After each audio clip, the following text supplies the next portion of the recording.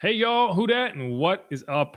I am Jeff Nowak, and this is another preview edition of Inside Black and Gold. I said another, I mean the last preview edition of Inside Black and Gold, at least for the 2025 season. We got there. We're there. It's week 18. This is the end, at least as far as the Saints are concerned. I'm hopeful that this is the last year that I'll be able to make my January plans well in advance.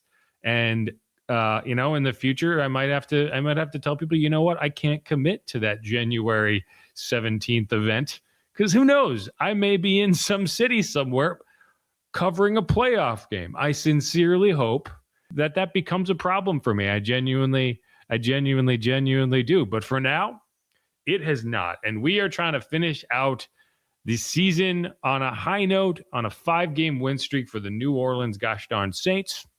And it's going to be a challenge. It's going to be a challenge because the injuries continue to pile up. I don't even know if you call it an injury for Chris Olave. He's just not going to be there. And we'll get into why as we break down the injury report. We're going to hear what Kellen Moore had to say on the subject. We're going to break down, okay, who the heck is left? All that and a lot more. We're going to bring on Steve Geller in the second segment, talk about, some of the discourse around Tyler Shuck, why all the Giants fans are big mad right now, all that good stuff. Then we're going to hear an interview, a long-form interview that Mike Hoss did with Audric Estime, Saints running back and featured player in this matchup, or so it would seem. Similar type interview that we had with Charlie Smith, Devin Neal, et cetera, et cetera. So a lot of good stuff in there. And then we'll come back, Steve Geller and myself, we'll close out the episode with our X factors, what we think can swing the matchup, what we're looking for. As always, thanks everyone for being here. If you have not yet done it, my New Year's resolution is to get more reviews on Apple Podcasts. So if you could help us out with that, that would be nice to get my resolution out of the way on day one, right? It is January 1st. Let's get those reviews in there. Give us a rating, give us a review. If you're watching on YouTube, please ring the bell, subscribe so you can get those notifications, leave a comment, let us know what you think, let us know what you'd like to see more of in this new year. And wherever you get your podcasts, hit the button, hit the like button, hit the subscribe button. Really do appreciate it. Appreciate all the listeners. We're going to keep this podcast going throughout the off season, but we might try to do some different things from a format and scheduling perspective. Might try to schedule some time off as well. So we'll be getting into all that. But until then, who dat? Go Saints. We will be right back.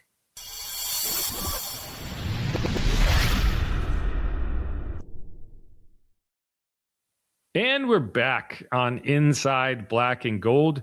Jeff Nowak here coming at you ahead of week 18, the final game of the Saints 2025 season. The Saints 6-10 are going out to visit the Falcons 7-9, trying to avoid the first sweep in quite a while, trying to end the Falcons season on a negative note after they upset the LA Rams on Monday Night Football in a very entertaining game. The Falcons, got out to a 21-point lead, blew that lead in the way only they can, but then found a way to win the game. Zane Gonzalez knocking it through. So they're going to be on a short week, coming off a high. Hey, who knows what type of team you see from them? But we're going to be getting into that matchup as we go along here. This segment's going to be primarily about the injury report. But first things first, we have to talk about Chris Olave, who is kind of separate from the injury report in that it was reported this morning that it was discovered he has a blood clot in his lung. I think the medical term would be a pulmonary embolism, if you'd like to look that up, which is a scary thing. The good news is they caught it early.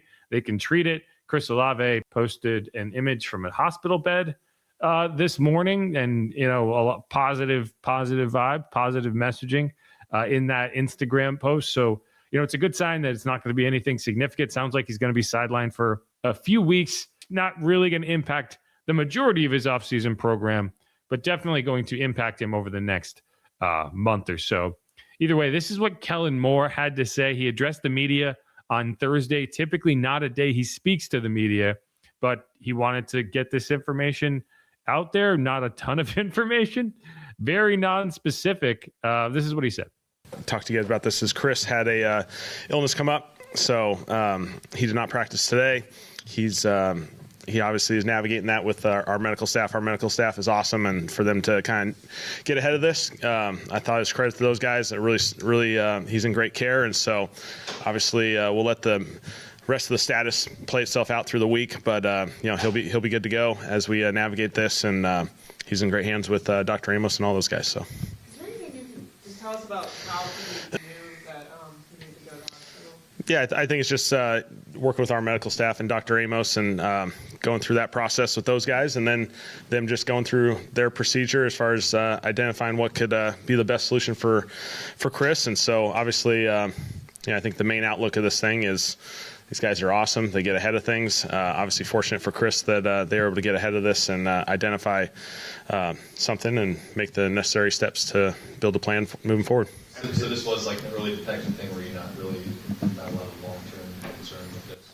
Obviously, we'll let the whole process go through the course there as far as with Dr. Amos and all those guys. But obviously, I think they obviously do feel like they're ahead to this to some degree. So, yeah, take away from that what you will. Just basically confirming that he's dealing with an illness, which was on the injury report on Wednesday. I did think it was odd that he was not on there with a back issue, but an illness. And it would appear that this is what he was dealing with. I think it's probably another just great example of the Saints medical staff catching something early in a test for something else. If you recall, they've had multiple instances of identifying cancer issues with players. Foster Moreau was a good example of that. He came in for a physical with the team, and they were like, "Hey, dude, you got something going on here," and they addressed it. Hasn't been an issue. But the Saints medical staff there's been a lot of examples of that over the years, whether they've been, whether they've been heavily publicized or kind of happening behind the scenes. It is not an unusual thing for them to discover, some issues and solve them and really kind of save players from what could be very major issues. And, you don't want to mess around with blood clots. Like, it's not unheard of for professional athletes to deal with this type of issue. Brendan Ingram had an issue with DVT, the deep vein thrombosis, a couple of years ago with the Pelicans. I think Damian Lillard had a similar issue last year, I believe. And it's, it can be something that affects athletes because they deal with a lot of trauma to, their extremities and their veins. And sometimes you can catch a clot. And if it travels up and gets into your lung or blocks any important area, you can get into trouble. So it's a good thing that that they discovered this early in terms of Chris's health. Not a great thing for the Saints in this matchup, though. And it's a bummer for Chris because quite literally one of the things he pointed out after the Week 17 win over the Titans was how excited he was to play in all 17 games for the Saints for the first time in his NFL career. It's not going to happen. He's going to be limited to 16 games for the second time. He also played 16 games his rookie season, 15 games his second season, and then 8 games in his third season. Still a great comeback story. Still a career year in catches, yards, touchdowns. Really showed the potential with him and Tyler Shuck, but that's going to end at 16 games, despite Kellen Moore not officially ruling Chris Olave out. I don't know why. I don't know who you're trying to fool there. Chris ain't playing. Either way, let's get to the rest of the injury report. Going to pop that up here to my left, and it is a lengthy one. Probably the longest injury report we've seen this season.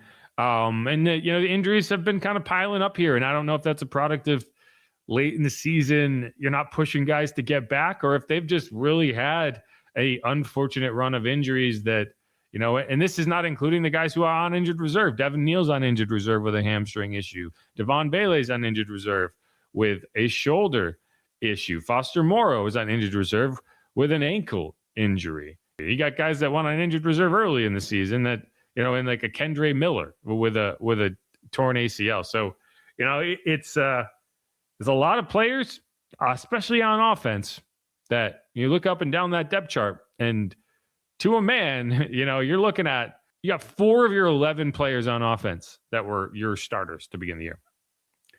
That's not a good number. Now, Tyler Shuck is the guy you probably want in there, so that's not a negative. So you're looking at probably half the players you'd want to have out there are out there. Either way, that's where we're off. So let's go through the list of DNPs each of the first 2 days at Saints practice. So that's defensive tackle Bryan Bresee dealing with a knee injury. Don't expect him to play. He suffered that injury a couple weeks ago. Cornerback Michael Davis dealing with a shoulder injury. He was a DNP both days, and that injury occurred against the Titans. He tried to play through it, clearly didn't work out. And that's actually a very significant thing for this special teams group. You know, if you recall, earlier in the year, special teams was a disaster from a coverage perspective. He showed up about midway through the year. He and Ike Yadam became kind of the Mike and Ike gunner situation, and they really kind of settled in that group. So we'll have to see who they replace him with. It's also worth noting that Ike Yadam got a couple defensive snaps with Michael Davis down. I really think you're probably not trying to do that just to make sure you are as clear as possible from messing with that comp pick. I don't think you will lose that comp pick if Ike Yadam has to play a few snaps, but I'd rather not deal with it at all. So I would expect Rajon Wright to be active for this game, just so he can be that guy. If you need an extra corner on the field, it can be him, because I don't believe Michael Davis is going to play. Running back Alvin Kamara still dealing with a knee and ankle issues. Looks like he's going to be a DNP for a 6th consecutive game to end the season.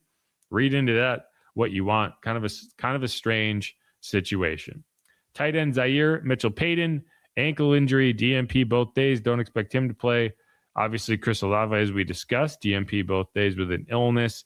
Quarterback Spencer Rattler, it's a DNP, right finger injury both days. Doesn't sound like it's going to be anything significant, but is it a situation where you elevate Jake Haener, or maybe even sign Jake Haener to the active roster so that he can be your game day backup?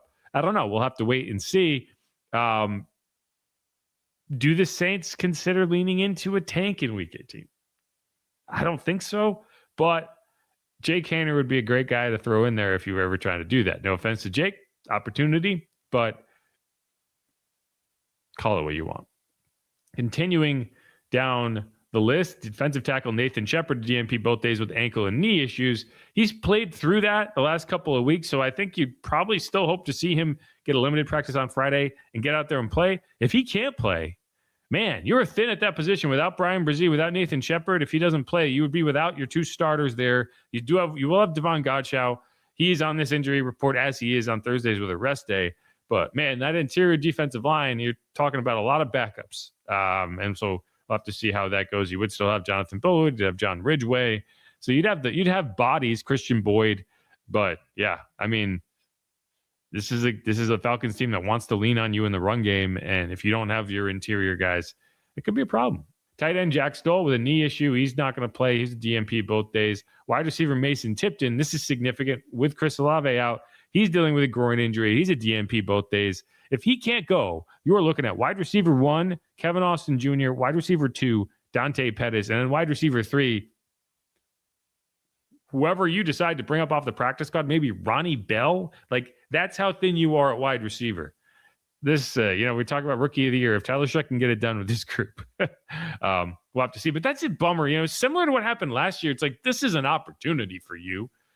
It would be great to see him get out there on the field, but I don't know. Is Mason Tipton a guy who can get in a limited practice on Friday and play on Sunday? We'll have to see. You might be desperate enough for that to be the case. So those were the players who missed practice both days. One player who missed practice on Wednesday and was upgraded to limited on Thursday was guard Dylan Radins. Looked like he got hurt on the first play of the third quarter against the Titans. He was slow to get up. I don't know if he got rolled up on. He's dealing with a knee injury, but it would be good to get him out there because you're already looking at a lot of backup pieces. So you'd like to at least see some continuity with that group. But if you can't go, Will Sherman might kick over to that side of the line. Maybe Torricelli Simpkins if you don't want to, if you'd rather not just flip Sherman over there. And the reason you could potentially flip Sherman over there is because Cesar Ruiz was limited on Wednesday. He's missed the last 2 games with an ankle injury, been an issue for him. He keeps getting rolled up on the ankle. He was upgraded to a full participant on Thursday. So that's a good sign that he'll be able to get back in there. So you at least get to 3 of 5 offensive line starters if that's the case. Linebacker Demario Davis has been limited both days. Sounds like he's going to play. Talked to Demario Davis today, and he sounded pretty confident that he'd be out there. We'll have to see. He was getting treatment on that calf injuries. I don't know. Do you really want to mess with him? We'll have to see. DeMario did say definitively today that he's plans to play for his age 36 season, year 15. It sounds like he wants to do that in New Orleans. He sounds pretty confident that the contract situation is going to work itself out. His contract is up this year, but he just set a career high in tackles. He says, I feel like I'm ascending. I feel like I'm accelerating. And it's hard to argue. Every year about halfway through, people start to complain that DeMario's losing a step. And then you look at the numbers at the end of the season, and there's zero indication that is even remotely the case. So we'll have to see what that looks like next year, but it sure sounds like he's going to try to give it a go on Sunday, increase that career high tackles number, and then we'll have to see what happens beyond that. Cam Jordan also fully sounds like he wants to play another year. The other guy will be Taysom Hill, and we'll have to see on that as well. But Cam and DeMario, I would almost be surprised at this point if they're not back. And Taysom Hill, I would be surprised if he is back, but we'll have to see. And then the only other name on here, as he has been for the last few weeks, Tyler Shuck, dealing with a hip issue, full participant. He has not been limited by this injury one time. It is not going to prevent him from playing, but he is still listed on the injury report. So that is the Saints side of the equation. On the Falcons side, not a ton of names to watch, but 3 players who were DNPs both days of practice. It's defensive lineman Brandon Dorless dealing with a hamstring injury, cornerback Mike Hughes dealing with an ankle injury as well, and then cornerback Clark Phillips III dealing with a triceps injury, also an illness. One guy to watch, wide receiver Darnell Mooney. He was added to the injury report on Thursday. He had a limited practice, which a lot of times will indicate that you suffered that injury in practice and were unable to finish the practice, but just something we'll have to see. Dealing with a knee injury, the Falcons do have Drake London back. They did not have Drake London the first time these two teams met up, but Darnell Mooney is a significant part of their passing attack. So if he's not able to go or he is limited in any way, that is an impact on this matchup. You also had safety DeMarco Helms. He's been limited with a hamstring injury. Drake London has been limited with the knee, but you expect him to play. Kyle Pitts also limited with a knee injury. He'll be expected to play. And then defensive lineman Sam Roberts dealing with knee and ankle injuries, limited both days. It's worth mentioning the Falcons did not practice on Wednesday coming off of Monday Night Football, so that was a walkthrough. It was an estimated injury report. So the Thursday injury report is really the only one that matters. So that Darnell Mooney injury could be from the game and you just didn't know about it, but either way, that's where you are. And that is the final Saints injury report breakdown of the 2025 season. And hopefully that list is shorter this time next year when the Saints are competing for the postseason. I do think it's amazing. Hey, if you go back, I do think it's amazing just how close this ended up being for the Saints. And if you were able to swing even one of those games earlier this season, whether it's the Cardinals, whether it's the 49ers, whether it's the Patriots, whether it's the Dolphins or the Falcons the first meeting with the Falcons when you were stopped on the doorstep 3 different times, when you got to the 1 yard line twice and didn't score a touchdown either time, when you missed 2 field goals that game, any of those games, any one of those games goes the other way, the Saints win, they have a chance to win the division on Sunday. But that's not where we are. We are here in the reality we all live in, and we'll just have to abide by that. But all right, Jeff Nowak, Inside Black and Gold. That is the injury report. Moving on, we're going to hit a break and bring back Steve Geller, talk about a few topics around this team, around Tyler Shuck, Rookie of the Year. We'll hear from Mark Schlereth and his take on the quarterback and the offense and how the rookie quarterback has actually been elevating the team. Much to do on that. Then we will hear an interview that Mike Haas did with Saints running back RB1 at this stage, Audric Estime, before breaking down some X factors for the game. Saints-Falcons, Week 18, Mercedes-Benz Stadium. Who dat? Stick around. We'll be right back.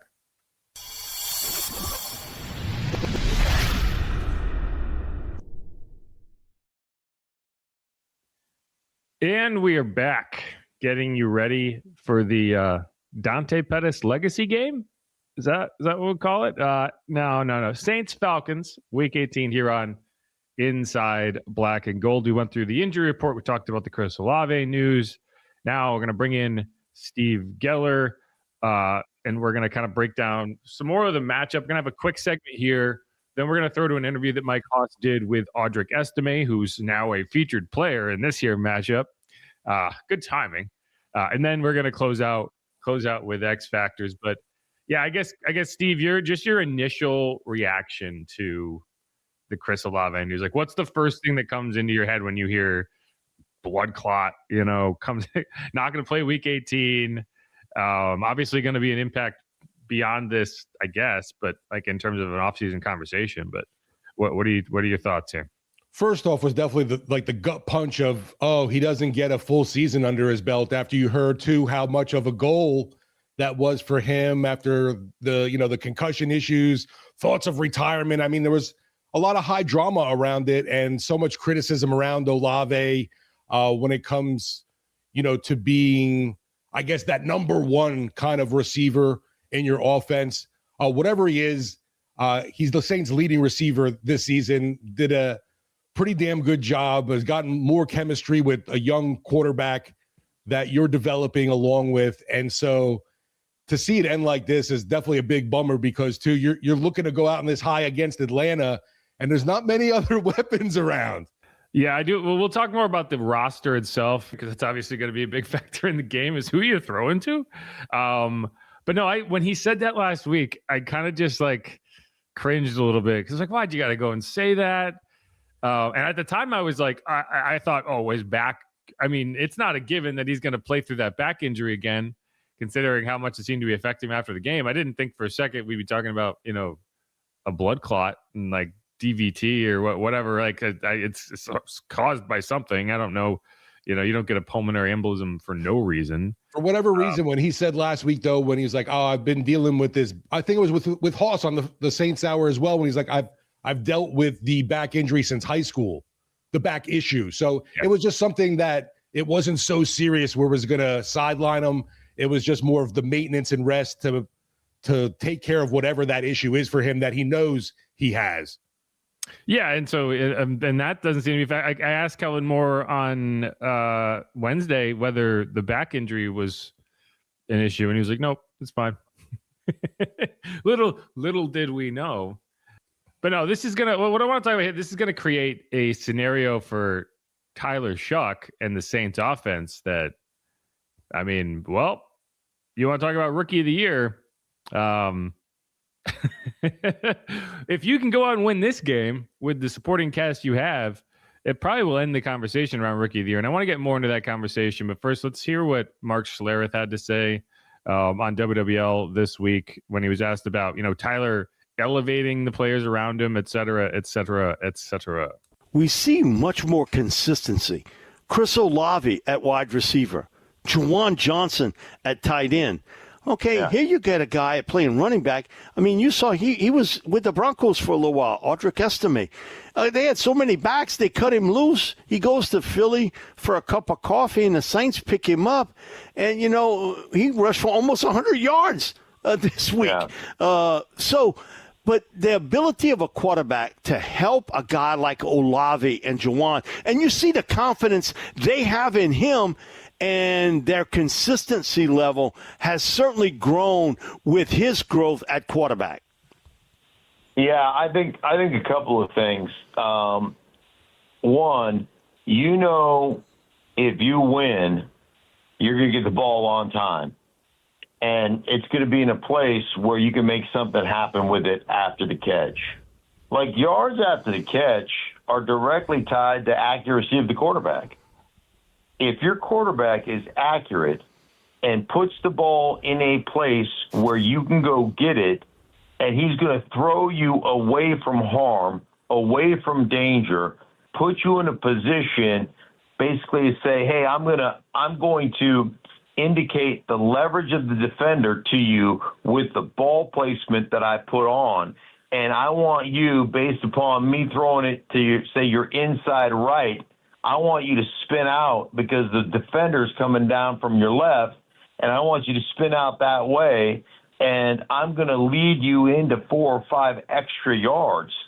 And when you have that kind of communication skills by being accurate, I tell you, your receiving core just appreciates the heck out of it. And I think the other thing, that was really interesting, like watching him self-correct in a game. I went back and I'm looking at the Jets game, and he had some errant throws early in that game. And I was like, oh, that wasn't very good. Oh, that wasn't very good. And then all of a sudden, you see him in the context of the game, self-correct, get himself back into a rhythm, and that offense starting to operate as well. So I love all those things about what Shuck is doing right now. I really think that kid is potentially Rookie of the Year. I haven't really even thought about who else could be in that conversation, but he certainly needs to be in it. Shucking right. No, and this is something I've brought up a few times, and I did ask Tyler about it this week. I'll play that clip in a second. But one thing that Mark mentioned there that I think is very true is, when you talk about Rookie of the Year, and like, why are people erring toward Tyler Shuck as Rookie of the Year in terms of like, why is he climbing up the odds and why is he now the betting favorite and whatever? It's not about, okay, this rookie has the best stats, this rookie played the most. Otherwise, it would be called the rookie who played the most award. It's not that. What you understand when you watch Tyler play and you go back in any of these games, he gets better as the game goes on. Yeah. Right? And that's not a quality of rookie quarterback play. Like, think about when the Saints played Jackson Dart and how that game went and how effective he looked on the first two drives and how ineffective he looked basically the rest of the way. They almost hit a flea flicker, kind of a trick play, whatever, but like the Saints figured it out. They shut down what he wanted to do and he didn't have any answers. Well, you watch Tyler play and it's in a lot of instances, the offense is getting shut down early in the game, but he does seem to figure things out. Like, he figures out the defense rather than the defense figuring him out. And that's a veteran quality. That's why when you watch it, it's about the eye test and you're like, okay, this, you can see it. Like, you can see it coming. Now, when you don't have any weapons, it becomes more and more difficult. But this is what Tyler said when I asked him about, get kind of improving as the game goes on. It seems like, as the game goes on, you get better, or you're at your best at the end of the game. What would you attribute that to? Like, do you kind of settle in? Is it figuring out the defense? Like, where do you kind of see that? A little bit of both. Yeah, I mean, there's a natural element of you kind of, certain teams maybe have sometimes game plan flavors, and you're going to have your first kind of 10 to 15 plays that you're going to start off with the game, and they're going to have certain things that may be mixed up, and you got to be dialed there. But part of it is, I've said it before, is just, I feel prepared in those moments, so it's just operating another rep. So it doesn't really matter what time of the game it is for me, to be honest. It's just going throughout there, and then there is a natural element at the end of the game where you kind of, you feel maybe the pocket a certain way, or you maybe have gotten a rep at this play or seen this look before. So it's a little bit of both, but I think preparation kind of helps lead to that. But yeah, and again, like, that's why I think when you watch Tyler play, and, there's been a lot of weird, disingenuous arguments being made by Giants fans who've all come out of the woodwork. I guess they're excited about a quarterback for the first time in forever, so they're just like, wow, let's talk about it. Let's try to trash Tyler so we can build up our guy. Have you caught any of that? Have you been paying attention to any of those conversations? I've seen some of the, the banter online from folks angry the fact that how can you consider Shuck when he hasn't even played an entire season? He didn't even start as the team start, the league QB here, which I thought was funny. Like you mentioned, from Giants fans, it's like, oh, how we forget the year started with Russell Wilson. Yeah, and I mean, it's funny too, because like they'll point to like the touchdowns, the total touchdowns, and they're like, oh, he's got better numbers, and it's like, yeah, but like not better quarterback numbers. Like, yes, he's running a lot and he's playing a lot in garbage time because the Giants lose a lot of games. The funny thing is, people like to point to that Broncos game for Dart as if like, see, like this was an example of him playing great, and it was like, yeah, he played fine in that game until you look at he completed less than 50% of his passes. Yes. And they like to say, oh, Shane Bowen's defense is the reason they blew that game. But like, I seem to remember a pretty egregious interception being thrown late in the fourth quarter that allowed that comeback to happen. I don't know. Maybe I'm crazy. Either way, like, it's just funny how you can disassociate the actual game from the statistics and pretend that like the game never happened because the statistics say something. But I think one of the telling things, if you go and you look at that conversation being had across the internet and you look at like the arguments being made, it's almost never, I watched both guys play and came away with this opinion, right? Because I assure you, the Giants fans have not watched a second of Saints football that was not the Saints beating up Jackson Dart with Spencer Rattler starting on the other side. Spencer Rattler has one career win as a starter, and it came at the expense of Jackson Dart. And I would bet the house that there is not 1 second of live Saints football being watched by any of these people who are coming out and being like, how come Jackson Dart isn't, the funniest take I heard, there's two of the funniest takes I heard. One was that it's because he plays in New York that they're not going to talk to him about him seriously for this award, as if somehow the New York media market is hurting him because he's getting more criticism, which is hilarious to me. But like the exposure alone is such an advantage in this conversation. They just kind of turn it on its head as if that's somehow a negative. Second, people are trying to square their takes, and I think I talked about this on Monday, and suddenly Tyler Shuck's supporting cast and Kellen Moore as a head coach is like this massive advantage. When all season all I heard was the Saints have a terrible coach and no weapons. Anyway, it is what it is. The thing is, too, it's like the Giants fans want to be mad. It's like, well, Las Vegas is the one setting the odds here, so I don't know what to tell you. Yeah, what it's so funny. Like, they think there's this like weird media bias toward New Orleans, and it's not that. There's a media bias towards like good football, right? Like quality quarterback play. Anyway, it is kind of funny how, I mean, winning does that, but the momentum swing for like the NFL suddenly nationally talking about Tyler Shuck has been amazing. It's so fascinating. It really is. And, it's funny because I didn't expect Dart to be the guy that people are caping for, because, I mean, this is a guy who threw for 33 yards in an entire NFL game, and we're going to pretend that didn't happen. And I do think that that's the biggest difference is, yes, like Dart's played more, and the exposure maybe has hurt him in some way, but he's also had really bad games. Like, you can look at it and say, yeah, he played well in a win over the Eagles. He played well against the Broncos, although, again, he completed less than 50% of his passes and threw an egregious interception late in the game, so call that what it is. Like, if you sell a game, it doesn't matter how well you played, you sold that game. And like, there have been really good moments, but there's also been really bad moments. Like when you turn the ball over 3 times in a loss to the Saints, like the previously win the Saints. And so like, I think that's the difference to me is like, what game do you look at for Tyler and say like, what's the low water mark? His first career start against the Rams? That's what I was saying. You see that continued development with him in games.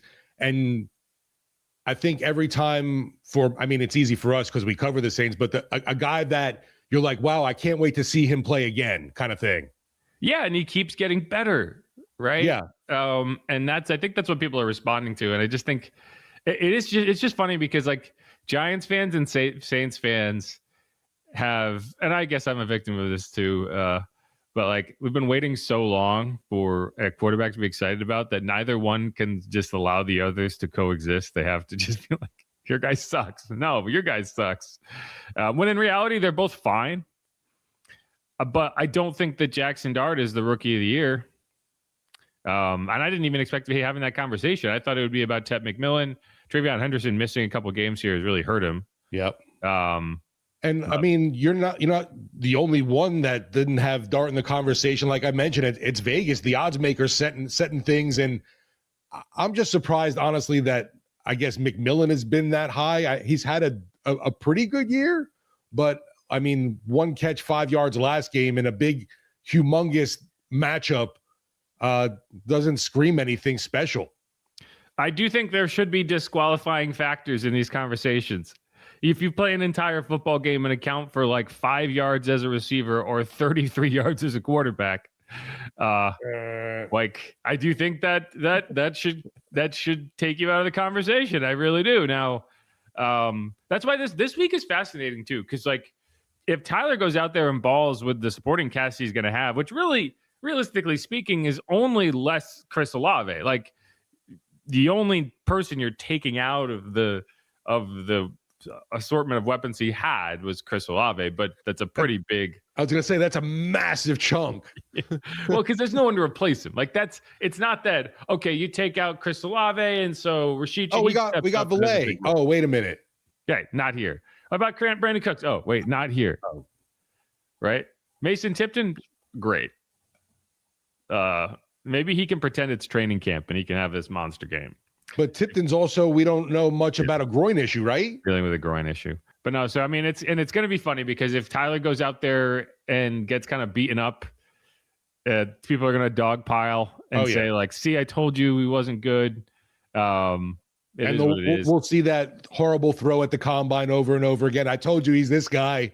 Yeah, and it will mean nothing to me because I it's funny. I think people will look at this and say the Saints are tanking.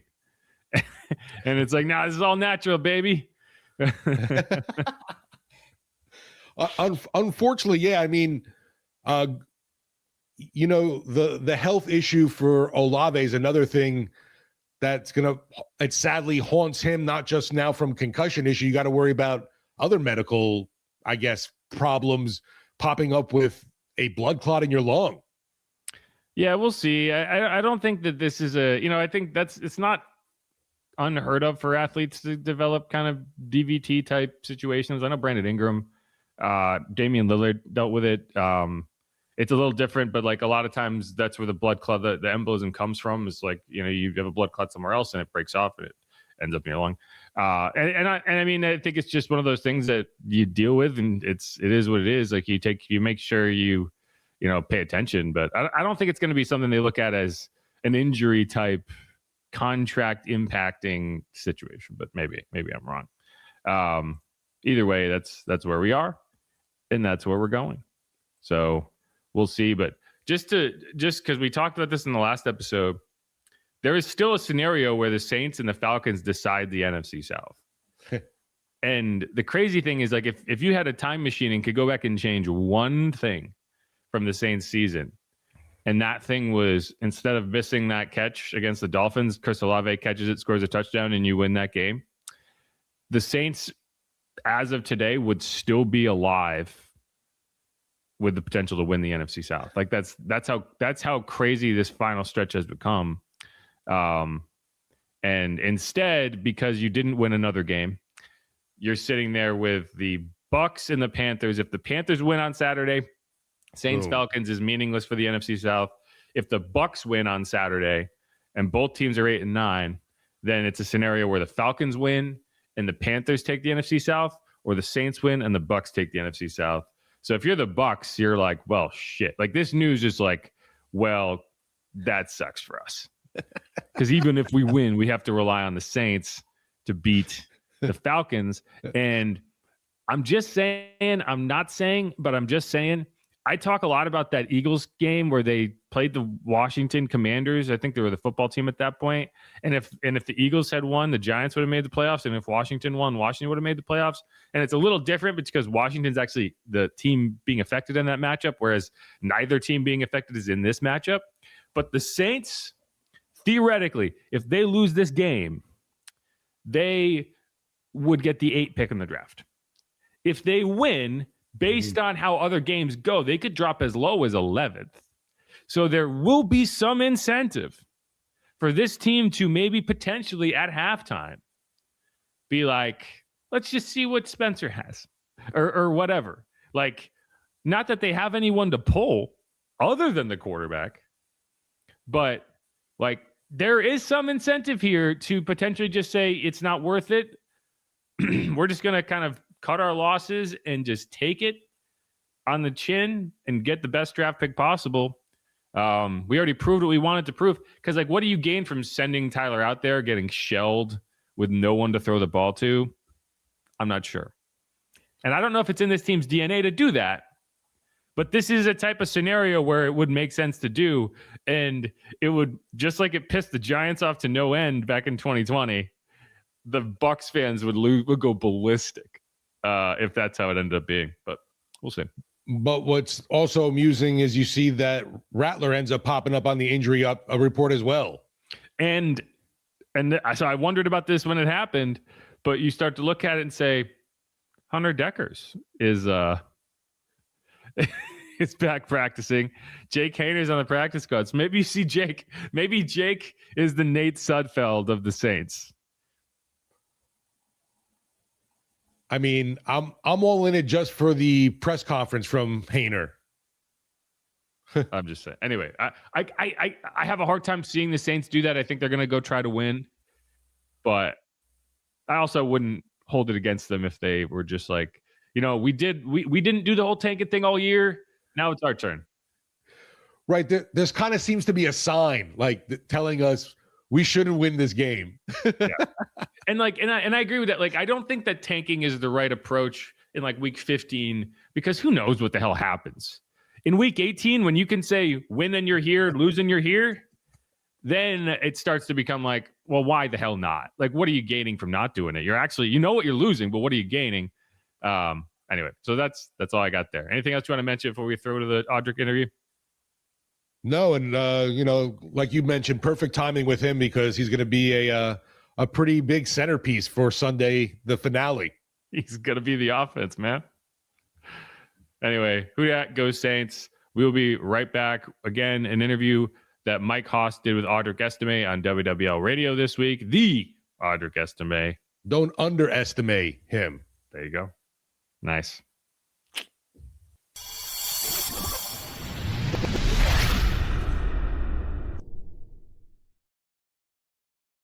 Today we are talking to Audric Estime.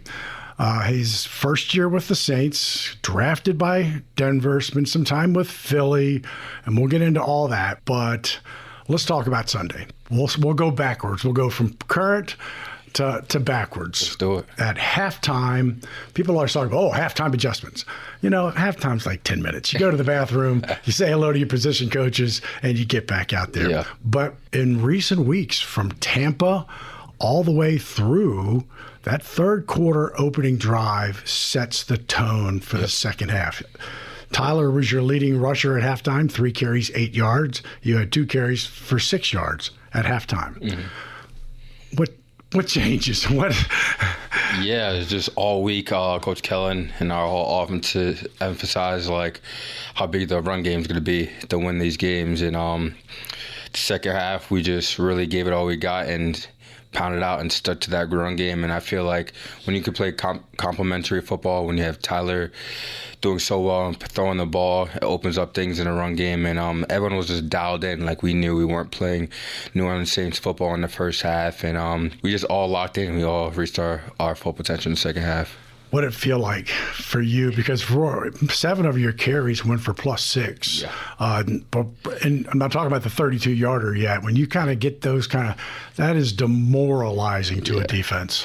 Yeah, it feels amazing when you run the ball and and the other team knows you're going to run the ball and they still can't stop you. That is the best. You can see their will leaving their eyes and we just opposing our will on them. It's just an amazing feeling. And it's really, that's just a staple of this team and what this offense could do from here and on out in the future. And it's just amazing that we have the guys in the room to be able to execute jobs like that. So on one of your runs, you kind of hurdled a guy. Yeah. And Deuce said, I wonder if he ran track, because that was a very natural hurdle.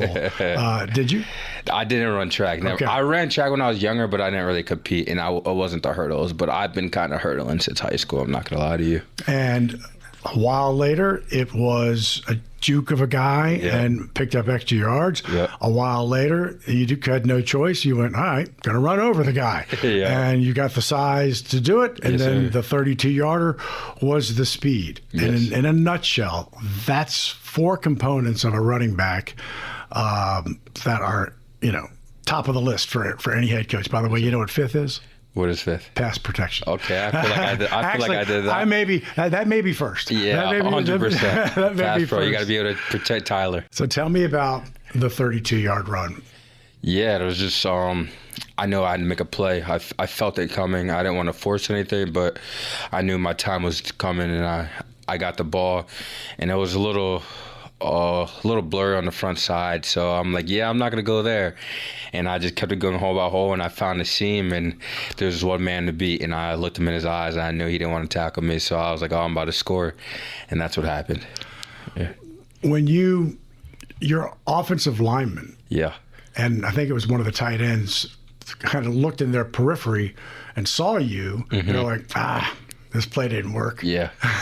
This play didn't work. Because it wasn't supposed to get bounced outside. And then when you bounced it, man, they were just like, whoa. Yeah. That's cool. Yeah. I live by it's not over till it's over. Like, I watched the film, and I even spoke to some of my family members, family and friends. They're like, yeah, I thought the play was over.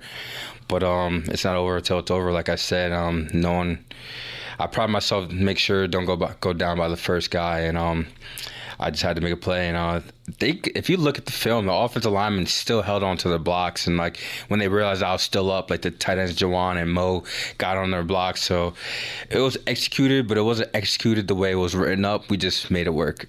Hey, it's whatever it takes. It's whatever it takes.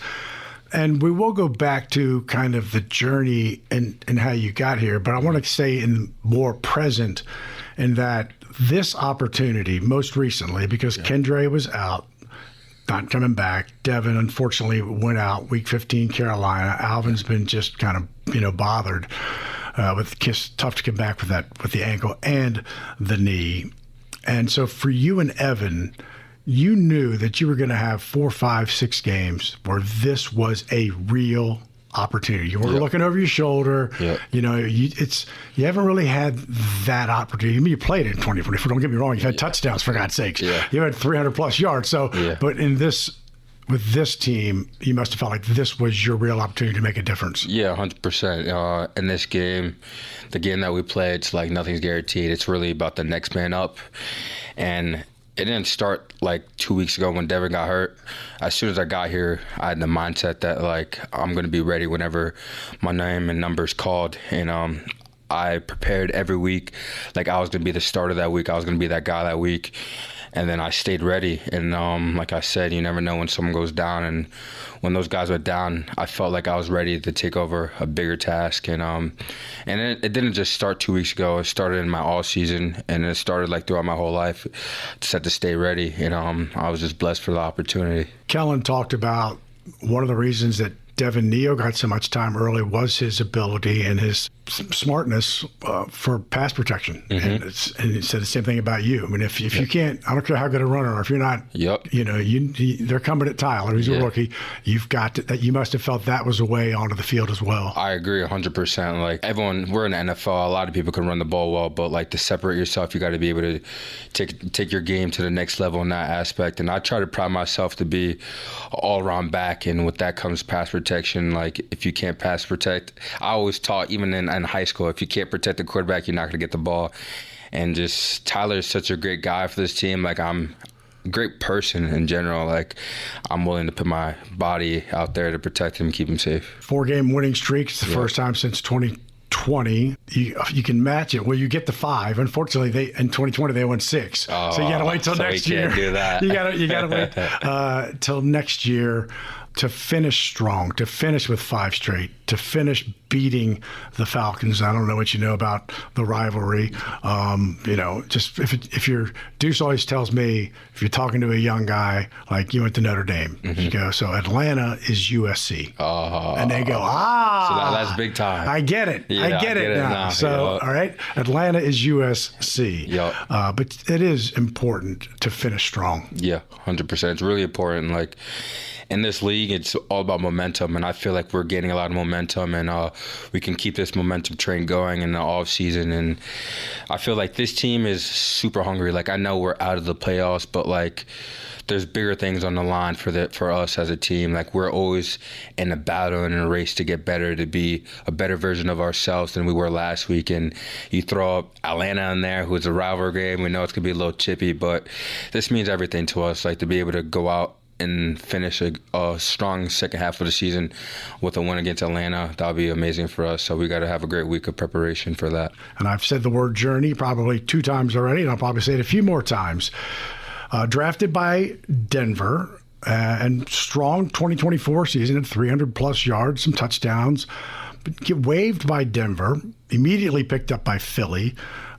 Denver's a crowded running back room, which it just turns out Philly's more crowded. I mean, Saquon and Tank and all those guys, and didn't stay with them long. And you're a 2020 New Jersey Football Player of the Year. You're a 4-star 247 recruit. At any point, and the Saints picked you up quickly on the practice squad, but this is back in October, and you'd been released now by 2 teams. You were, a draft pick, 5th-round draft pick, 4th-round draft pick. Fifth round draft pick. Did you ever question, hey, what's going on here? Or did you realize I just got bad situations? Yeah, I never flinch, honestly. Because really, I just know who I am and I know what I'm capable of. And I know the situations I've been throughout my life and my career that I always come out on top. And it's just really, it's a preparation I put into this. I know that no matter what, if the ball's not going my way, it's eventually going to pop. It was definitely a tough year and a half, I'd say, but I never put my head down, honestly. I never let the situation I was in be bigger than who I am as a person. And I was just thankful for the opportunities. I was thankful for the opportunity for Sean Payne to draft me in Denver. He made my dream come true. And I was thankful for Philly being right away to pick me up. And as soon as I got waived, but I never was satisfied. I always felt like there was more for me. Sure. I haven't showed my full potential. I haven't shown what I actually could do. And I'm just blessed to be here. And I'm blessed for Kellen to pick me up and give me the opportunity that I have now. And I feel like I'm just starting to getting in the groove. And I feel like I still haven't even shown my best yet. And it's the best is yet to come. It was kind of the perfect opportunity. Half this building called Denver. Yeah. Tell me about Audric. The other half called Philly. Yeah. Tell me about Audric. But quite frankly, and Kellen said this last night, he said they had looked at you already in the draft. It's not like you're 9 years in the league. Yeah. They already knew about you. Yeah. So it was boom. Get you in here. Yeah. And situations are what they are, but it was a kind of you must have felt immediately this house knows what they're getting. Yeah, I agree, especially with Sean Payne being here for all those years. You still got some of his, I would say, some plays, and then you have Kellen, who was in Philly last year. So it was easy. It was an easy turnaround to come here. It was kind of like a mixture of both the teams, Denver and Eagles, with its own flavor. Obviously, New Orleans has its own culture, which I've quickly learned to love. But it was definitely an easy transition coming from those teams to here. What about system-wise? Because we Sean and Philly's kind of under new leadership because we took them. We took Kellen over here. So you had 3 separate systems within, a couple of years. Yeah. I try to be a guy that could adapt to any situation. I had to learn I learned Denver's playbook back in May of 2024, but I had to learn 2 different playbooks in the span of a month. But it was just my preparation. I studied the plays. As soon as I found out I was coming to New Orleans, I was in the airport looking over the offensive playbook and the film. And coming to New Orleans was probably one of the easiest transitions I could have had because you had coming from Philly where Kellen Moore was there, they still have some of Kellen's play calls and things there. So when I'm looking at the playbook, I'm like, oh, this sounds familiar. And then you have some things from Sean's in this offense a little sprinkled in there. So I'd say it was definitely wasn't too much of a transition. But it's hard, I would imagine. In training camp, you have all these opportunities, right? But when you get to a team like you did in Philly, they're ready. They're rolling for week 1. Yeah. And so you're on the practice squad. When you get here, they're rolling. And, it's harder, I would think, to make that impact on the practice squad when you don't have that camp. You don't have those reps. Yeah. Right? Yeah.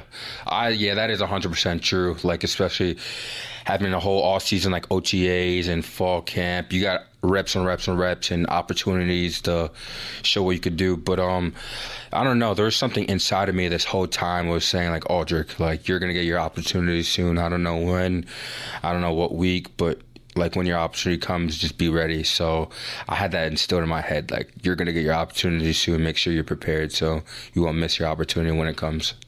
Born in Atlanta. We don't get to choose where we're born. We're not going to talk about it long because you really moved to Nyack, New York quickly. Yes. So we're not. It is what it is. To my defense, I don't remember living in Atlanta. Yeah. Well, I didn't want to be born here. No, So we'll go a little bit back there. I want to go to Notre Dame. Didn't carry the ball much your freshman year, and people go, "My gosh, what happened?" Well, you were behind Kyron Williams. Yeah. There's a reason for that. So you went from 7 carries as a freshman to 156 as a sophomore to 210 and 1,300 yards as a junior, 6.4 yards in average. I'm assuming, and 30 overall touchdowns, 18 touchdowns rushing as a junior. But to me, the 6.4 sticks out. Yeah. Right? I mean, I don't know what running backs look at. Touchdowns, yards, but yards per average to me sticks out. I agree. I think the yards per average shows how your efficiency, I try to be efficient and productive every carry I get. It doesn't always have to be.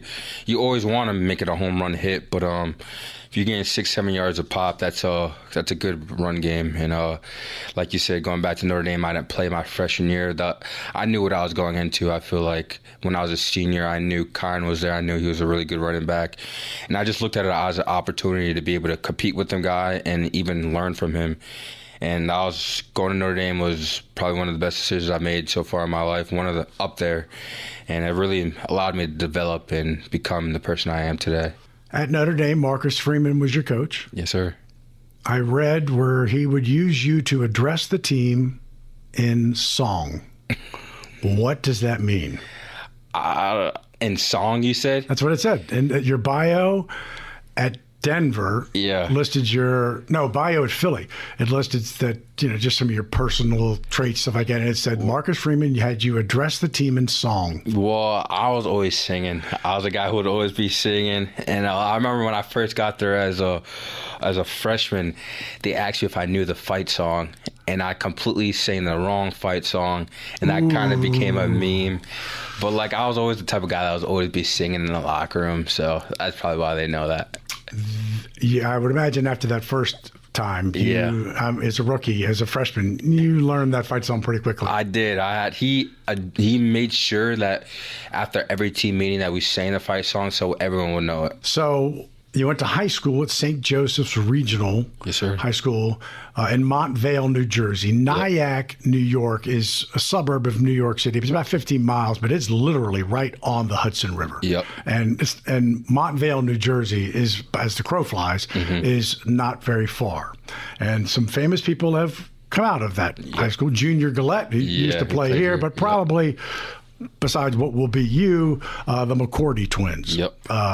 Devin and Jason, they speak wildly highly of you. They have a camp there every year since 2012. Yep.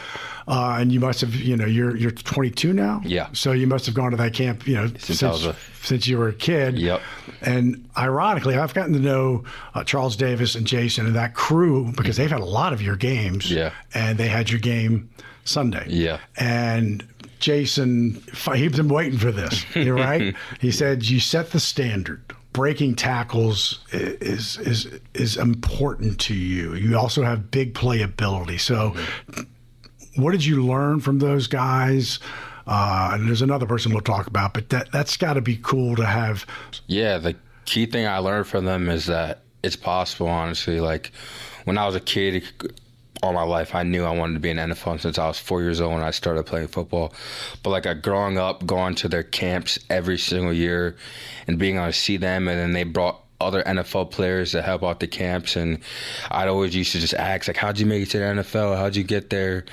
And it's just seeing that it's possible, coming from where I'm from and went to the high school where I was from, I knew that if those people could do it, why can't I do it? But it's not going to be easy. I had to put the work in. I had to take the right steps to get where I was. But it's just an honor to have those guys be such big fans of me because I was such big fans of them growing up, and having Jason cover the game. I didn't even know he was covering the game until he texted me after. And that's just amazing just to be able to have a full circle moment like that. Yeah, he was gushing, and it's got to be good for him as well. And so people at home are going, did he just say 4? Yes, he did say 4. Your mother, Bertha, signed you up for I don't even know what you would call it back then. Pee wee. I hope. I don't know 4-year-olds out there, but she was a guiding light, and she is the first one to put football in your life. Yep. Yeah. So this is all for my mother, man. I wouldn't be here without my mother. Just the sacrifices she had to make her whole life to put me in position where I am right now. I know she's not here with me, but she lives forever within me. Like, she's the person who signed me up to play football. I remember, like, I remember begging her to play football because I was honestly too young to play. I think the age was 5 and I was 4, but I turned 5 in like 2 or 3 months, but they made a way to allow me to play.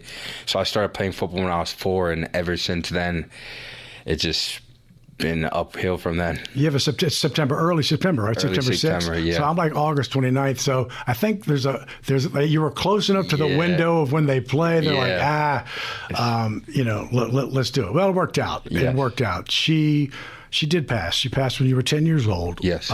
Sickle cell anemia. Yes. And I had read where she might have been in the hospital on a Friday, but on a Saturday she was at your game. Yes, that's just the person she was. Like, she was sick my whole life, but I remember there was times when I was younger that, like, I didn't even notice she was sick. That's how much she hid it from us. And, like, just her work ethic. I heard stories from my aunts and my uncles. Like, she would be in a hospital for weeks, but she would have a big exam coming up, and she's in so much pain, but she's still studying for exam. And she was a registered nurse. She was a registered nurse, but yeah, I feel like I get my work ethic from her. Like, sometimes when I feel like quitting or I'm in a hard workout in the off season and my legs are shaking and I don't want to do this anymore, I just think about the work like that she put in, like the amount of pain she was in, and she still got her stuff done. And she's just everything to me. Like, I have one and only tattoo on my tricep, and it's her birthday, and that just represents that she lives on forever within me. The game Sunday, you were in on 41 of the 54 plays. That tells me a lot, whether it's a pass play or a run play. That's the confidence that they have in you in this system. Yeah, I'm just blessed for Coach Kellen and Coach Joel to trust me to be out there, especially in crunch time. Like, that whole game, I felt like we were in a tight situation, and them entrusting in my abilities to be able to go out there, help this team win means a lot. And that's really what I dreamed of my whole life. Like, I didn't want to be the type of guy just to go out there on the goal line and punch it in. I wanted to be a guy who could do it all, who can go the distance, who can run routes up the backfield, could pick up blocks, and I believe I'm getting the opportunity to show that. Receiving as well. Where does receiving kind of come into it for you?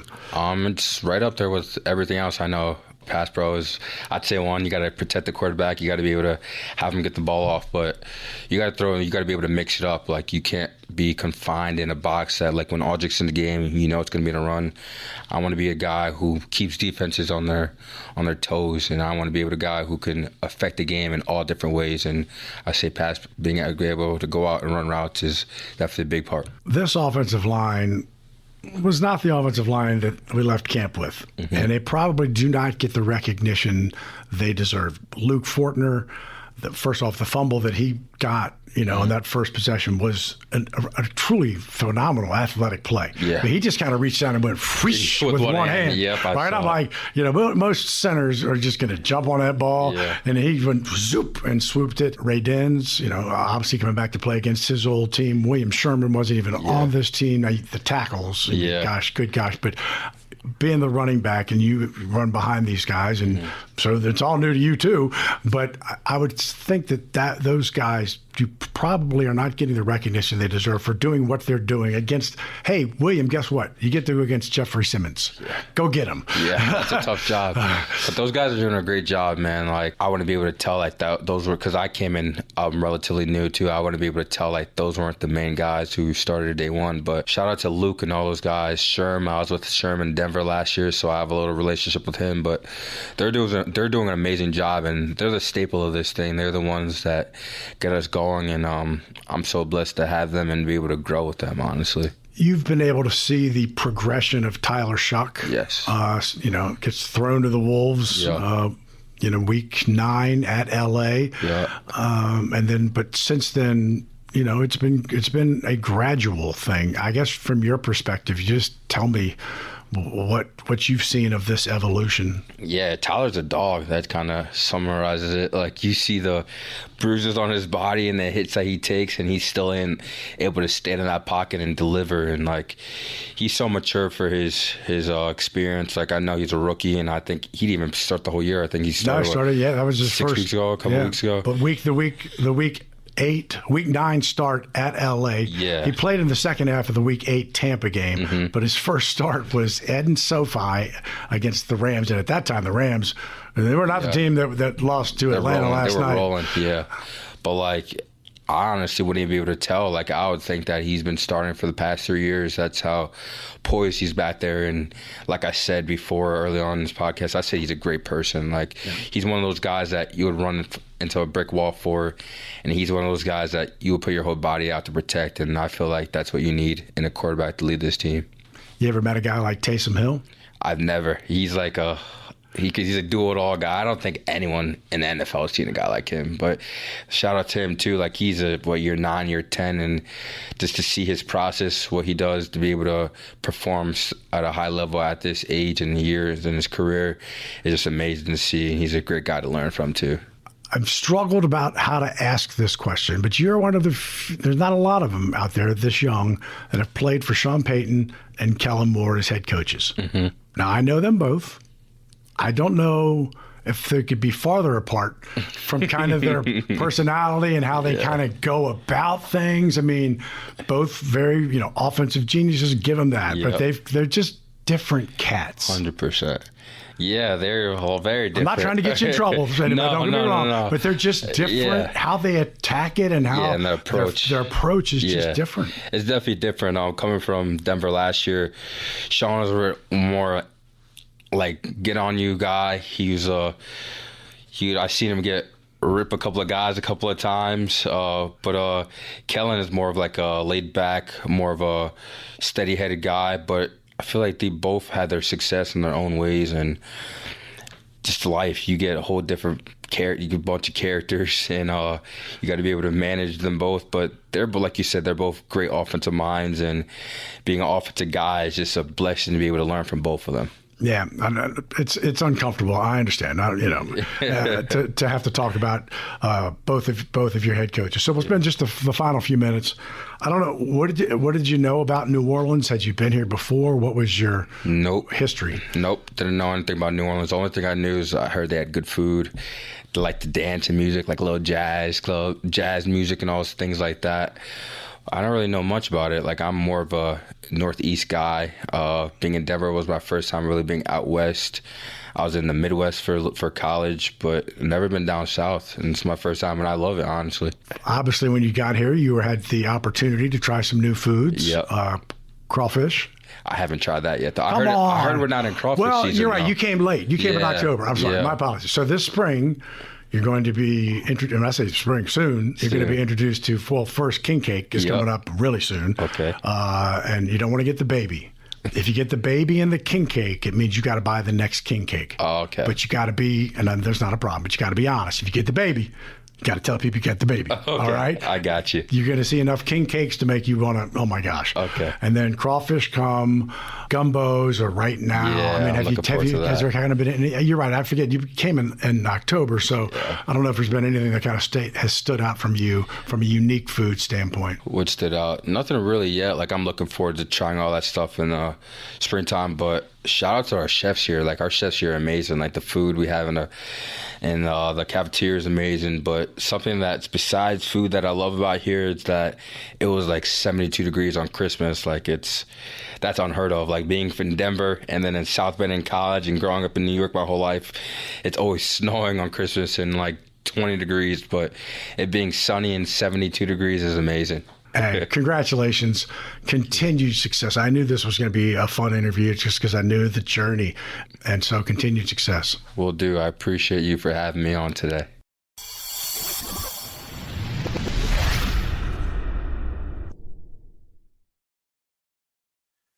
And we're back on Inside Black and Gold. Just time for a quick X Factors type segment. I'm Jeff Nowak. He is Steve Geller. And all this is assuming that what we talked about at the end of the other segment back there doesn't come true, and the Saints actually do try to win this game, because I don't think it's out of the question that they kind of sell it a little bit. But on offense, I guess let's list the depth chart first. Yeah, we go into X factors, because I did look it up and it's bleak. So the players you don't have is almost a more fascinating list. But let's see. Wide receiver, calling it Kevin Austin Jr. Chris Olave not there. Wide receiver 2, probably Mason Tipton if he's healthy, but he's dealing with a groin injury. Wide receiver 3, Dante Pettis. You could elevate Ronnie Bell again from the practice squad. He was elevated last week. You could elevate Samare Toure or Elijah Cooks, which neither of those guys I've ever even really heard of, but we'll see. Running back, RB1, Audric Estime. RB2, Evan Hall. RB3, your guess is as good as mine. You could elevate Naheem Hines off the practice squad, I suppose. That might be a case too, because he's a pass catcher. Why not? Right. He's here. Tight end 1, Juwan Johnson. TE2, Maliki Mataval with Jack Stoll also out hurt. Foster Morrow's on injured reserve. At running back, Alvin Kamara is not going to play, or at least it doesn't seem that way. He's not on IR. No, I don't think right. Then Devin Neal's on IR. Kendra Miller's on IR. You got what you got. And then Taysom Hill 1 is still Taysom Hill. He is there. He has his own position. Saints are looking at footage from the media flag game currently. Yeah, that's the offense. So just keeping that in mind, Steve, what is your biggest offensive X factor? It's got to be Tyler Shuck. Somehow he's got to find a way to get it done like we've been seeing. I'm interested to see now who's going to be that go-to guy for him. Does it be first one that popped to me is does we start seeing Juwan get peppered a lot more? Just because that makes the most sense. When you mentioned the depth chart. I was just looking at statistics on the season, and you're looking like all of his top pass catchers minus Juwan, they're not playing. You name somebody, they're out right now. So I think we're going to see not only Shuck try and get things done through the air, but there's going to be times that we're going to see the scrambling Shuckster, I think, get a lot more rushing yards in this matchup, just so he's kind of like taking things into his own hand against the Falcons and trying to will them to the win. I still think they're going to go for a victory because it is Atlanta. Yeah. If it was any other team, right. I was like, it's just hard to see. But I mean, but that's why the Eagles kind of selling the game to Washington was so upsetting at that point, because that's a rivalry for that. It's a division game, but that's why you have these games in Week 18, because the NFL wants teams to go out there and it's basically a bowl game, right? Like it feels kind of like a bowl game energy, and even like in the sense that you go into the bowl game and you don't have your top wide receiver. They're getting ready for the draft. You got the guy that's been sitting on the bench and say, "Oh, let's see what he's got. Let's see if he can be a guy next year." But who is out there? Obviously, they do want to win. Yeah, and I don't think and they're not going to go out there and try to lose. You don't coach guys and say lose this game, but you can make decisions based on, hey, if we put Jake Haener in there, we're probably going to lose this game, because that's what it was. Like the Eagles were going to win that game. I will go to my grave thinking the Eagles, if they had kept Jalen Hurts in that game, they win it. They put Nate Sudfeld in knowing full well what was going to happen, and the Saints could theoretically do that. But either way. So how did that ultimately affect the Giants, like in the draft? I don't know about the draft, but they were going to make the playoffs if the Eagles won. And they didn't, because the Eagles lost. And the Eagles chose to lose. The funniest thing about that is that the head coach at the time was Doug Peterson, who didn't even get to make that draft pick that he protected because he got fired. So I'm not saying Kellen's going to get fired, but that's just kind of the subplot there. That said, I don't think, it's like if I'm the Falcons, I'm taking away Juwan. Like, he's the only weapon in the passing game. If Mason Tipton and Kevin Austin and Dante Pettis can do something in single coverage, fine. Who can separate? I actually think Dante Pettis could end up having a big game, because like Dante Pettis is like sneaky effective, and like even that ball that got punched out at the goal line, like That's one of the better open field runs you'll see. Do you think there's any chance, like, since it's the finale, and it is against Atlanta, this could definitely be like, we had the home last hurrah of Taysom, and like, we see that Swiss Army knife game from him again on Sunday. Yeah. But you read my mind. No, because like that's like I could see Dante Pettis being a factor, and there was a play he should have had a walk-in touchdown on the second drive of that game last week. Tyler just missed him.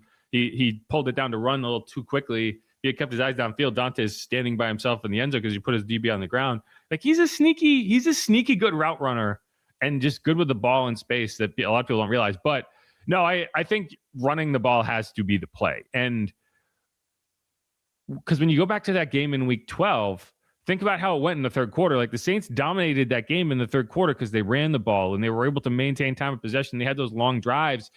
They just didn't score touchdowns. So that's what you hope they can figure out this time around. Is like, I think they need to run the ball again, just like they did in that game. They weren't dynamic. They just held the ball and stacked first downs. But yes, that's my X factor is, can Taysom Hill torment the Falcons one more time? One final time. Like, why not? And we'll see. Like, I just don't want to let James Pierce and Jalen Walker have 5 sacks. Like, I don't want to allow them to tee off. I can't do that to Tyler. I can't just have him sit back there and throw the ball 50 times and get teed off on. That is I'd rather lose this game trying to run the ball than lose it by letting Tyler get teed off on over and over and over again. Because that would just be a terrible way to end this season. If you can establish the run, you can get into the play action game and you can do a lot of quick game off that, like, great. But I am not coming out throwing the ball in this game. I'm coming out running it. I'm staying dedicated to the run. And I'm saying, Audric, if you can get me 2 yards a carry, as long as it's consistent, as long as I'm not getting knocked back, that's a win. If I'm in 2nd and 8, 3rd and 6, I can deal with that. I cannot be in 2nd and 12 constantly. So that's the challenge. Audric Estime, Taysom Hill, get me positive yards on first down. And if you can do that, and then maybe you can get some nice Taysom Hill moments. If you got anything in the bag that you have not pulled out yet from a Taysom Hill, there has to be Taysom Hill plays that we have not seen, that are not on tape. No, it's the Dan Fouts, like, this is the last game of the year. No one's holding anything back now. I'm going to say that about 19 times on the sideline. Let's see it. Maybe even call up Sneaky Pete and be like, you got any Taysom recommendations that you haven't used that you always wanted to? I'm sure Sean's got something in the bag. But that's it to me. Like, I got to run the ball. And this Falcons defense is good, not great. They want to get after the passer. Like, they can harass you. They can pick the ball off. Xavier Watts has 5 interceptions. They picked off Stafford, 3 times on Monday? But they are coming off a short week, right?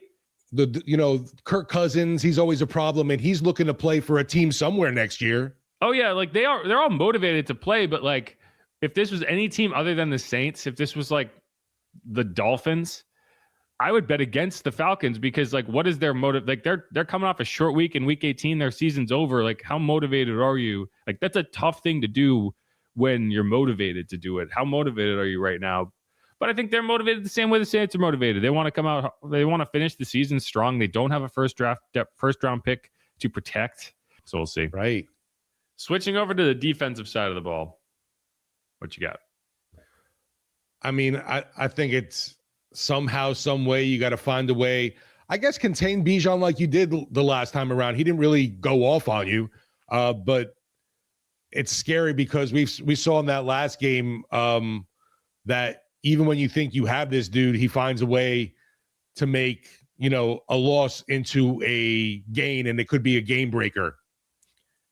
Yeah, and what makes him so challenging is he's equally as dangerous in the pass game as he is in the run game. Right. And that's true of a lot of star backs, but, like, particularly with Bijan. And you look at, in the Falcons' 7 wins this year, Bijan has averaged 180.9 total yards, 1,266 roughly total. In their 10 losses, he has averaged 98.9 total yards. So in their 7 wins, he has almost 300 more yards than he does in their 10 losses. So there's a direct correlation there. He went over 200 yards against the Rams. He had a 93-yard touchdown, and and to do that in a fantasy championship week is just diabolical. Like I can't. If you were sitting there being like, oh, I just need Bijan to not go for 40, and then you see that, I'm like, well, but it's just that's got to be it, right? Like I think it's got to be on the defense, but like it's tough because I would look at it and say, hey, if I can hold Bijan close to like 110 total yards, that's a win for me. Not bad, right? In the week 12 loss to the Falcons, you had 107 yards. It's the lowest total yards he has had in a Falcons win this season. So I'd like to. Here's the thing, though. I do think the Saints had a chance to win that game, right? Like the 24-10 margin makes it look like they got dominated, but you missed 2 field goals. You failed to score at the 1-yard line twice, right? Like if all you do, and I said this after the game, if all you do in that game is score in the situations that NFL teams are expected to score 100% of the time, you're probably winning that game. So I do think that if you handle Bijan the way you did in week 12, you would come away feeling okay with it. But I think it needs to be a little bit more than that. Like I think the defense needs to force a turnover deep in Falcons territory. They need to score, maybe block, maybe special teams. You can score. Like I think to win this game with the lack of weapons you have on offense, you need a little supplement somewhere, right? You need to generate points somewhere outside of the offense, just like last week with Chase Young, right? Like, the offense needed a spark and the defense provided it. And you don't necessarily need to score, but if you can set up a short field, that's more valuable than like a takeaway at your 10-yard line, right? Like if you allow them to drive the field and then take it away and just give it back to your offense, that's basically like forcing a punt. So I need like a plus value takeaway, blocked punt, something like that. And if the Saints can get that done, then and also limit Bijan, like you're not going to take him away. Right. When we asked Kellen yesterday or Wednesday why it's so difficult to guard him, he was just like, yeah, it's because, you could do everything right and then get one thing wrong and it's a touchdown. Right. He's just gone.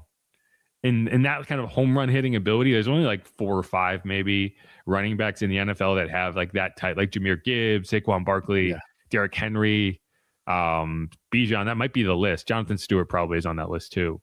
Because it's like you misfit one gap, gone. Because you're not catching them.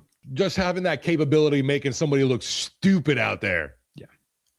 Yeah. The thing that the Saints don't have, although Estime, I am fascinated, and obviously we already talked about the offense, but like if Estime can come out and have another really strong game, he's making himself money. Like this is an opportunity for him, and I think he catches people off guard because I think they expect him to be the kind of the big bruising. Well, isn't he under contract for next year? Yeah, you're right. They signed him to a 2-year, $2 million contract. Was not aware of that. And I guess that's just like the standard practice squad contract coming up because I think 3 years is typically the restricted free agents. I don't know, but either way, like these are the type of games like you're not going to get opportunities for these very often. So who knows? And that would be really funny to kind of just like make Falcons fans miserable if like they're like, we can't even stop Audric Estime. And then a little piece of Sean Payton still getting at the Atlanta Falcons is kind of funny too. Then that's true. It's true. It's a good point. But yeah, no, I listen. They're down their top target. We know that he wasn't around last time in London. You've seen Kyle Pitts kind of get on a little bit of chemistry going with Kirk Cousins, so he could be a problem. But with the defense with the Saints too, a little concerning considering that I don't think DeMario Davis is playing in this game. We'll see. He was limited on Wednesday, which is a good sign. He could play. The funny thing is like Drake London is back, but he's doing nothing. Against the Cardinals, he had 3 catches for 27 yards on 8 targets. Against the Rams, he had 1 catch for 4 yards. So he's not exactly lighting people up. Yeah, it doesn't sound like somebody who's at 100% out there. No. So we'll see. But, it's funny because like just eliminating one player in Chris Olave, you would think, well, someone will step up. It's just like, who is it? And I think the Saints offense is like teetering on being non-functional with him in there, but he's good enough that it's like, okay, we can get it sorted out because you at least have a primary on a lot of these, and he has gravity to the defense. Like when you're pump faking toward him, like people are biting. They're not doing anything special to cover any of these other guys, which makes it more difficult to influence the defense, right? Like it's hard to hold people with your eyes when you're trying to stare down Dante Pettis and force the safety to be like, I got to get over there. Like, nah, he's just going to stay home. He's going to be like, my guy can cover that guy. And so it just makes everything a little more difficult. All your designs are a little less effective. Star players matter. The good thing though, I'm thinking about it too. And I think that Coach Moore talked about it either at the press conference or, on the Saints Hour, everything blends together. But, Shuck's time with some of these guys during, when he was just the backup, when he was making his way up and having more time on scout team with guys. So he has pretty good, chemistry with who is available right now, at least. You gotta have some kind of hope, right? Yeah, that's some positive spin right there. I'll go. That's some half full type thinking right there. I'll give it to you. It always reminds me of, I've told this story before, but it's so true. It's like when Trevor Siemian took over for Jameis Winston against the Bucs, and when Jameis got hurt and he threw a touchdown to Alex Arma. And I asked Sean basically that. It was like, do you think, Trevor was a little more comfortable throwing to Alex Arma because of all the work they've gotten on the practice squad and whatever? And he said, I don't think anyone's more comfortable throwing to Alex Arma. And just substitute Alex Arma for every player the Saints have on their current offense. Like, it's just wild. Like, you look at basically every spot other than tight end, other than Juwan, basically every spot on the Saints offense is occupied by somebody who is not supposed to be there. Like when you consider like what their depth chart was to start the year versus what it is now. And you could even joke, hey, even the quarterback. It's now Shuck over the Rattler. I think the intention was always to get Tyler in there. Sure. Just when he was ready. When, but yeah, I mean, you could say that. Like, if you just went from week 1 depth chart to week 12 depth chart, week 18 depth chart, there's like 2 names that are that are the same. Oh, like your left tackle, your right tackle, Jawan. Taysom wasn't here week 1. I love the fact that we're not having a playoff season again, Jeff, but there's still that soap opera kind of feel going into the last game of the year. Yeah. Much better than last season, I'll say. And I do wonder what this injury picture would look like if they were playing for the playoffs. Like, obviously, Chris's situation, I don't think that would change. Maybe you would say, hey, if we win a couple games in the playoffs, maybe he could find his way back. But, like, would Alvin be playing, right? Like, if you had one more game, so would you have cut Cooks, or would you have Cooks right now? Would you have traded Shaheed if things were going well? Yeah. Or like, would Vele be out, or would he be kind of just trying to fight through a shoulder injury, right? Devin Neal, would he be out, or would he just be trying to push the envelope to get back a little earlier with a hamstring injury? You just don't know. I'd like to think it would be, because it just seems like, have these injuries really piled up this significantly, or are you just not pushing people to get back the same way you might have been in week 8? Yeah, that's fair. Because it just seems crazy to me that these injuries have piled up the way they have. The Olave situation is a tad different. Yeah, well, yeah, that's a medical situation. That's not an injury. That's like, I mean, thankfully they caught it early.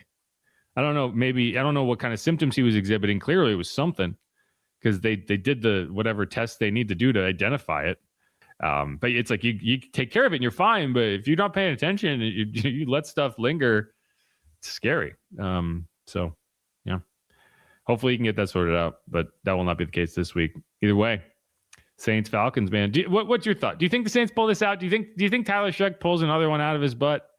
Like, I got to be a believer at this point, and there's no way to I'm not going to jump ship now just because of the Olave injury, even though it's massive, considering he's obviously that top target for you, and there's so much lack of talent right now because of injuries. But yeah, we've seen him be that second half dude, and they found the way to get it done.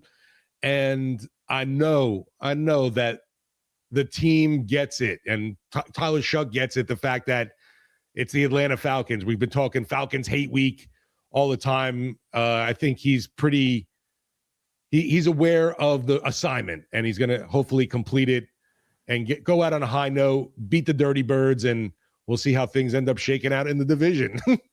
Yeah, I mean, I'm going to hold out hope. I'm not going to sit here and be like, woe is me, whatever. But I do think it's important to set the table for what could potentially be a very, very distressing game, but not one that people should be overreacting to and saying suddenly the Saints should be drafting a quarterback or any. Like, if he goes out and has a horrible game, I think that's going to be a lot more about the situation than the player. That's all I'm saying. And if he goes out and delivers, all the better. Like, that's just even more proof that you found your guy. But like, I don't think we should undersell the challenge that this game's going to be given the circumstances. Like, that's all I'm saying. Because that's going to be the narrative, is like people who have already kind of been arguing a certain way are be like, we'll see. And I don't think that's going to be the takeaway for me. Like, he'd go out there 3 interceptions and stink it up, and I still would not come out of it being any less confident in the quarterback. No, I think that's pretty much a general, I would think an overall feeling from folks is that the Saints had the QB. What are they going to do next year to build around them? Yeah. Massive draft, massive free agency, although I think you can say that every year. Yeah, and it's not dissimilar to what Spencer dealt with in like week 18 against the Bucs last year. I think his receivers were Dante Pettis and Marcos Valdes-Scantling, and honestly, I think Kevin Austin was in there. His running backs were, I don't even remember, but Alvin wasn't playing. Are we going to see Alvin again? Ever? Yeah. Here. Good question. Hopefully he's in the locker room like on cleanup day, because it would be nice to talk to him, hear from him, not on Teron Armstead's podcast, stuff like that. But I don't know. We'll see. I think so. Well, maybe if you were an all-pro tackle, he'd join us too. Maybe. I'm still a ways away from that. I'm working on it. Anyway, it's all right. You're an all-pro sideline reporter. No, I am not. I'm just out there for the vibes. Anyway, who dat? Go Saints. Week 18, Saints 7-6, Saints 6-10, visiting the Falcons. There's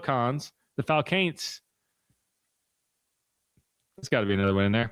Anyway, that's a bad word. 7-9. Who dat? Thanks everyone for listening. Happy New Year. It's a new time. It's a new season. Shucking it up in 2026. Let's go out a winner and don't let those birds sweep us. My resolution for the new year is to come up with better shuck puns. Yeah, there's definitely going to be an off-season like list to go through and be like, have them ready to go. Yeah, I'm going to start a Google Doc tomorrow, and we'll just start adding to it. Anyway, who dat? Go Saints. Be easy, y'all. Peace. Who dat?